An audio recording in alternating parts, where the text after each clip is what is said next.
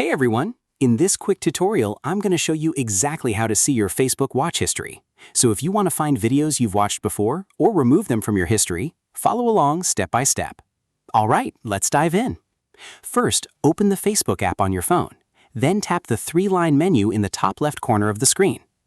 Now scroll down and tap Settings and Privacy, then tap Settings. Wait a moment for the Settings page to load. Next, scroll down until you find the Your Activity section. Then tap Activity Log.